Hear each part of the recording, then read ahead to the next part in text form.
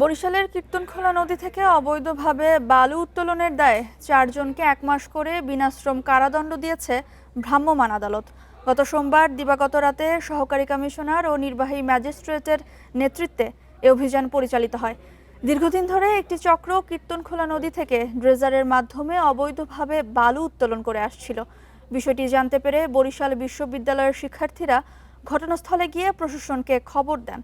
পরে ভ্রাম্যমাণ আদালতের অভিযানে একটি বাল্কহেড ও একটি ড্রেজার থেকে 4 জনকে আটক করা হয়।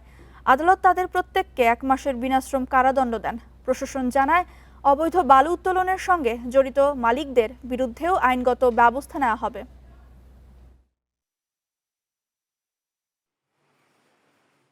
এই নিউজটা পাঠাই যে এখানে আমরা অবৈধ বালু বা ড্রেজার ধরছি, আপনারা আসেন। তারপর প্রশাসন আসে, আমরা আইনের মুখোমুখি করার ওনাদেরকে আইনের মুখোমুখি করতে সক্ষম হই।